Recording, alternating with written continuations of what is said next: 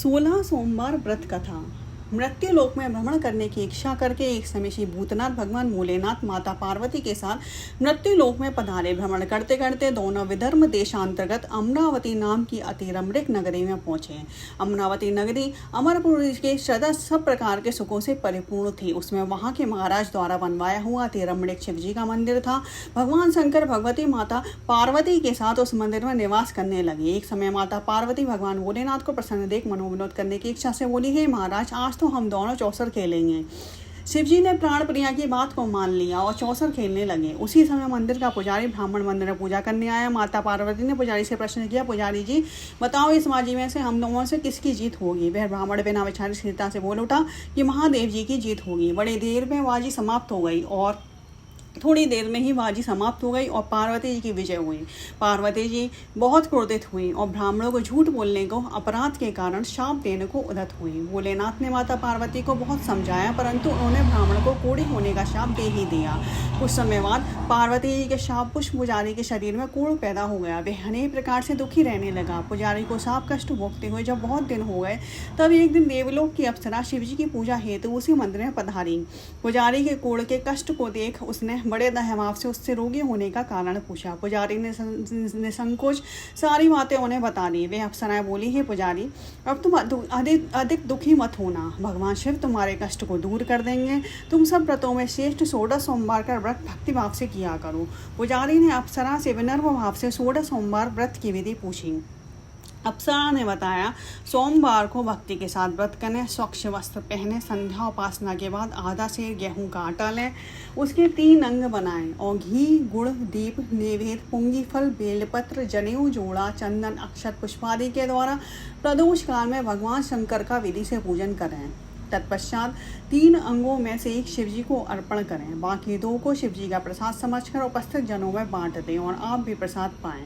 इस विधि से 16 सोमवार व्रत करें। 17वें सोमवार को पाँव सर पवित्र गेहूं के आटे की बाटी बनाएं, उसमें घी और गुड़ मिलाकर चूरमा बनाएं।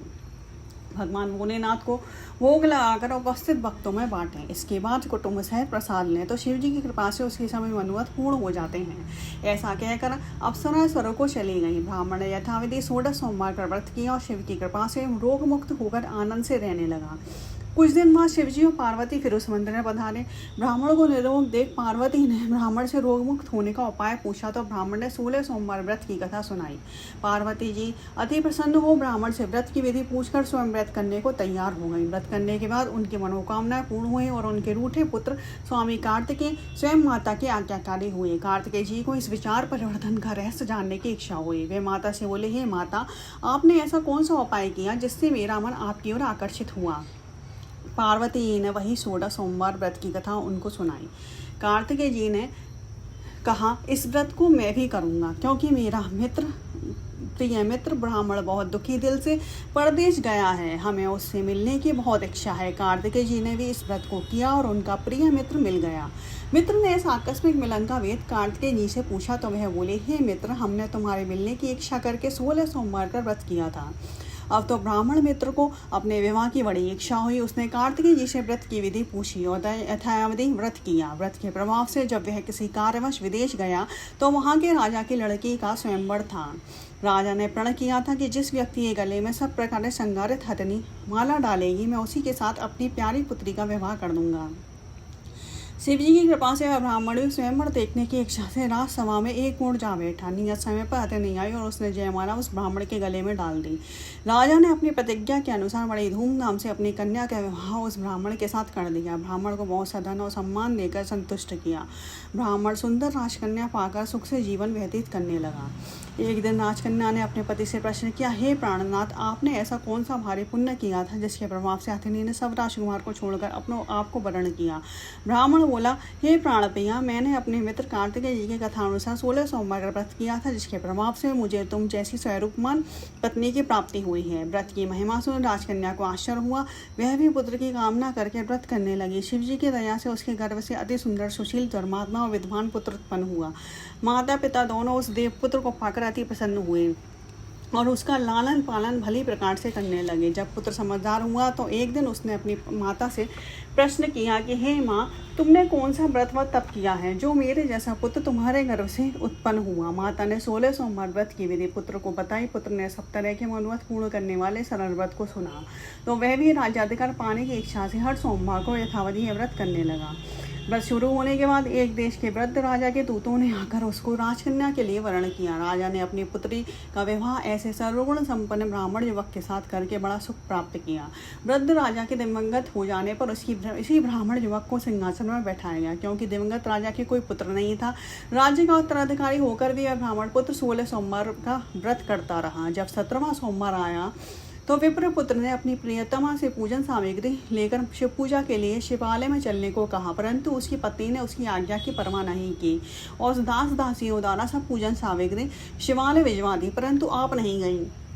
जब राजा ने शिव जी का पूजन समाप्त किया तब आकाशवाणी हुई कि राजा अपनी इस रानी को राजमहल से निकाल दे, नहीं तो तेरा सर्वनाश कर दे। ये आकाशवाणी सुनकर राजा के आश्चर्य का ठिकाना नहीं रहा। उसने मंत्रणागृह में आकर अपने सभासदों को बुलाकर पूछा कि हे मंत्रियों, मुझे आज शिव जी की आकाशवाणी हुई है कि राजा तू अपनी इस रानी को निकाल दे, नहीं तो यह तेरा सर्वनाश कर देगी। राज्य मंत्री तथा सभासद आदि सब विस्मय और दुख में डूब गए, क्योंकि जिस कन्या के कारण राज्य मिला है राजा उसी को निकालने का जाल रच रहा है। यह कैसे हो सकेगा। राजा ने अपनी पत्नी को राजमहल से निकाल दिया।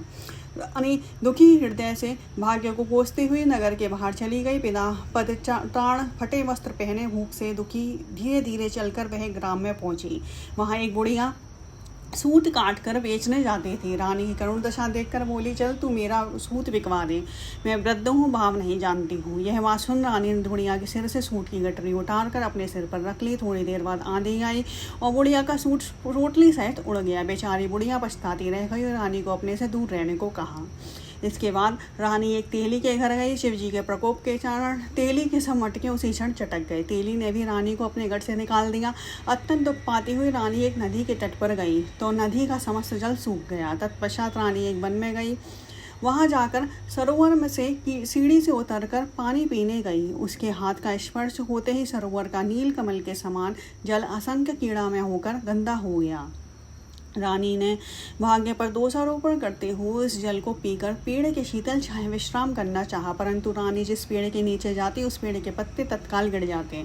वन सरोवर जल की ऐसी दशा देख गौ चराते वालों ने अपनी गुसाई जी से, जो जंगल में स्थित मंदिर में पुजारी थे, यह बात बताई। गुसाई जी के आदेशानुसार ग्वाले रानी को पकड़कर गुसाई जी के पास लाए। रानी के मुख और शरीर की शोभा देखकर गुसाई जी जान गई कि यह अवश्य ही कोई विधि की गति कि मारी कुलीन स्त्री है। पुजारी ने रानी से कहा, पुत्री, मैं तुमको अपनी पुत्री के समान रखूंगा, तुम मेरे आश्रम में ही रहो, मैं तुमको किसी प्रकार का कष्ट नहीं दूंगा। गोसाई जी के वचन सुनकर रानी को धीरज हुआ। वे आश्रम में रहने लगी।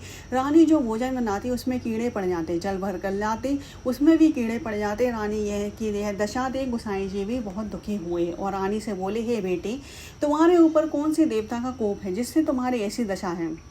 पुजारी की बात सुन रानी ने शिवजी महाराज के पूजन का बहिष्कार करने की बात बताई तो पुजारी जी शिवजी महाराज की अनेक प्रकार से स्तुति करते हुए रानी से बोले, हे पुत्री, तुम समोन्नत पूर्ण करने वाले 16 सोमवार का व्रत करो, उसके प्रभाव से अपने कष्टों से मुक्त हो सकोगी। गोसाई जी की बात मानकर रानी ने 16 सोमवार व्रत किए। 17वें सोमवार को विधि विधान सहित पूजन किया।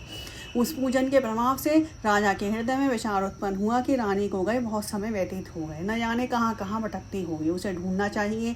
यह सोचकर रानी को तलाश करने के लिए राजा ने चारों दिशाओं में दूत भेजे। वह दूत रानी को ढूंढते हुए पुजारी के आश्रम में पहुंचे। वह रानी को पाकर पुजारी से रानी को अपने साथ ले जाने का आग्रह करने लगे, परंतु पुजारी ने मना कर दिया। दूत चुपचाप लौट आए। महाराज को रानी का पता बतलाया। रानी का पता पाकर राजा स्वयं पुजारी के आश्रम में गए। पुजारी से प्रार्थना करने लगे, महाराज, जो देवी आपके आश्रम में रहती है वह मेरी पत्नी है। शिवजी के कोप से मैंने इनको त्याग दिया था, अब इन पर से शिवजी का प्रकोप शांत हो गया है, इसलिए मैं इन्हें लेने आया हूँ। आप इनको मेरे साथ जाने की आज्ञा दीजिए। गोसाई जी ने राजा के वचन को सत्य समझकर रानी को राजा के साथ जाने की आज्ञा दे दी। गोसाई की आज्ञा पाकर रानी प्रसन्न होकर राजा के साथ नगर में आई। नगरवासियों ने नगर के द्वार तथा नगर को तोरण एवं वंदन मालों से विविध वेद से सजाया। घर घर में मंगल गान होने लगे। पंडितों ने विविध वेद मंत्रों का उच्चारण कर अपनी राजधानी रानी का स्वागत किया। ऐसी अवस्था में रानी ने पुनः अपनी राजधानी में प्रवेश किया। महाराज ने ब्राह्मणों को अनेक तरह से दान आदि देकर संतुष्ट किया। याचकों को धन दान दिया और नगरी में स्थान स्थान पर सर्वत खुलवाए जहाँ भूखे लोगों को भोजन मिलता था।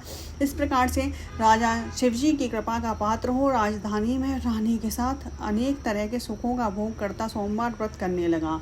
विधिवत शिव पूजन करते हुए इस लोक में अनेक सुखों को भोगने के पश्चात दोनों शिवपुरी को पधारे। जो मनुष्य मनसा वाचा कर्मणा भक्ति सहित 16 सोमवार का व्रत और पूजन इत्यादि विधिवत करता है वह इस लोक में समस्त सुखों को भोग कर अंत में शिवधाम को प्राप्त होता है। यह व्रत सब मनोरथों को पूर्ण करने वाला है। ओम नमः शिवाय।